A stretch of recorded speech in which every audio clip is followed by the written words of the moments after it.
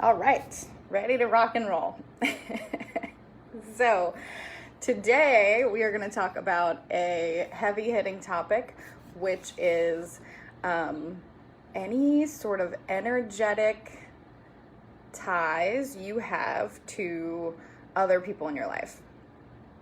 Oftentimes, because of intergenerational trauma and the varying cultural beliefs and training that parents receive, we pass down our negative core beliefs, or we, whoops, there we go. we cause harm in some way, however small, to the people that we're in charge of, i.e. our children, in charge of their care. And our parents do the same thing to us on some level. And so today we are going to do what is a pretty straightforward and brief exercise about getting clear or complete with your history and with your parents. This can also be applied to your spouse or your partner. This can apply to your manager or your supervisor. You know who you have sort of some energetic cord or tie or reaction to. And so those are the folks that we're going to sort some stuff out with inside of ourselves today. I think I'm going to go ahead and just lead you through the exercise and see what else comes up about this as we go. So what you're going to need is a single sheet of paper, 8 by 10 will do, and then you're going to fold it in threes. So you have 3 columns for your paper. Then you're going to need to get out a pen. And what you're going to do is list at the top for sake of clarity. I'm going to say you will write your dad or one of your parents on the one side and your mother or the other parent that you have on the other side. 2 columns here. These are going to be backwards for you, but one parent here, other parent here, and then in the middle you have yourself. And you're going to start listing the labels that you have in your mind for those people that you wrote down. So I do recommend starting with your parents or your primary caregivers, because in our early years we pick up so much and we start to modify our emotions to our environment around 11 months old already. So many things are implicit in us in our childhood that we can't help but get out without some sort of thinking that doesn't work for us anymore. So another example being that we learn these really resilient and beautiful and adaptive ways to survive our family, and that becomes who we are. And then suddenly they're not exactly working anymore, and maybe they're standing in our way of moving forward with our dreams or having healthier relationships or whatever else. And we sort of have to clear those thinking patterns and those negative core beliefs and be who we want to be in the now, in the present moment, in order to create the life that we want. So part of that is clearing any mental or karmic ties that you have to the people who helped shape your brain and who you are today. Okay, so again, you can do this with your parents, and then you can do it again with spouses or managers or anyone else. But you're going to start with one of your parents in this instance, and you're going to write down some labels for who they are, who you see them as. There's probably some good things, of course, and there's some bad things.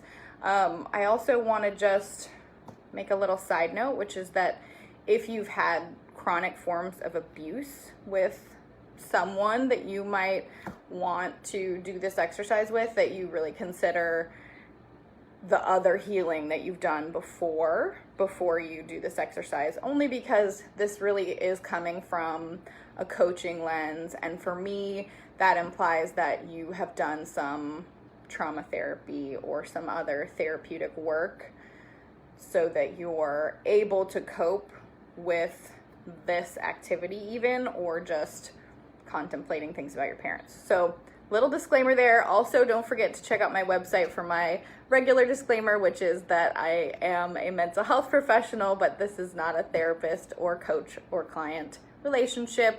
Forgot that at the beginning. Anyway, so list all the things that you see about your parent, who they're being in the now, who they've been in the past, whatever. And again, like, you don't have to worry about if they're going to see this. You never have to share it with them. So there's no filtering necessary. If there's negative things, there's negative things. If there's positive things, there's positive things. Just kind of write down who you see them as in your mind. You're going to do this again with both people. And just as some examples, I wrote some things about my dad as being resilient. He also tells a lot of jokes and he's funny. So there are things like that I put on there. He is a pretty open book. He does have his own trauma history. So there's some things there. For my mom, there was some stuff about, being a caring person, being determined.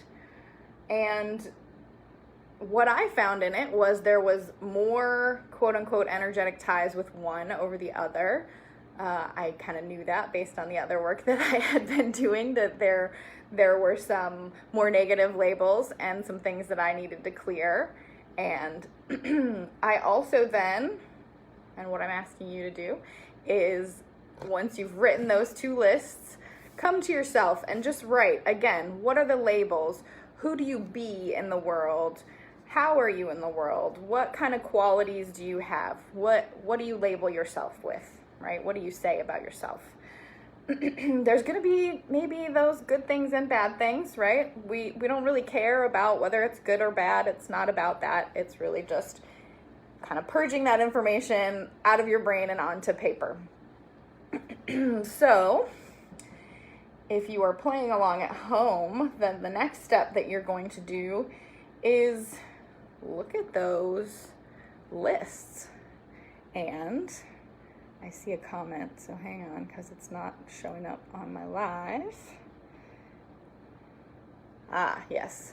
So just talking about equal good and bad things, quote unquote, from parents. And yeah, that's exactly what we're getting to, is the idea that we do get clear with them, meaning that we see them as imperfect humans and who do the best that they can. And certainly in most cases, even when there's a lot of abuse or trauma, the same thing applies, right? Like, oftentimes people who have committed abuse have been abused, right?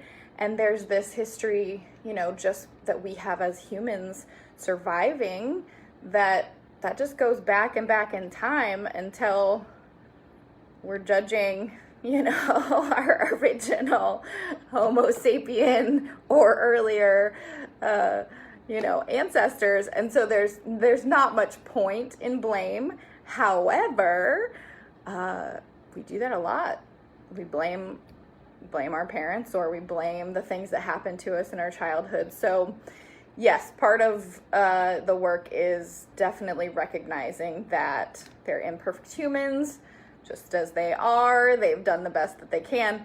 And it's for us to clear any of those places of blame or negative labels that we've given ourselves in response to the way that we've been socialized. So that's exactly what we're talking about today. So you may, once you've written down these three lists, find that there's some overlap. Certainly I know that I'm a pretty open book, like my father, and resilient, like I would say both of my parents. I am also pretty determined and caring, the best that I can be, like my mother. And there are ways that I have wounds that are similar to one or the other. There are also ways that, I am a reaction to them. So maybe I'm not the exact same thing as they are, as the labels that I've put upon them, but I am, the opposite in response because of my life or my childhood, right? So another thing that I did, if you're on this journey where you're doing deeper healing work, is maybe you do some crossing out of there's some old labels, ways that you used to label the other person or yourself that you don't, that you may have already cleared, that you may have already healed, right? That's great. Because then you can kind of look at what is the overall theme here? What am I wanting to carry on, and what am I wanting to get rid of? This is a really great foundation for just clearing. You hear about metaphysical cord cutting. This is just a different approach, right? This is, we have to shine the light on where there are cords in order to clear them. So looking at those things, getting it on paper, getting really honest about where we might still feel stuck in our intergenerational trauma patterns and in who we're being in the present moment that keeps us from living the life that we want to live.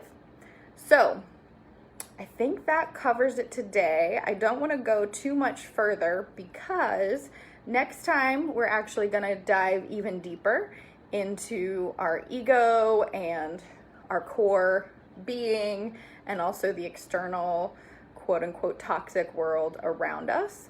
So we will dive deeper into this next week, and you don't have to share these. Last week I encouraged you to share your self-care responses.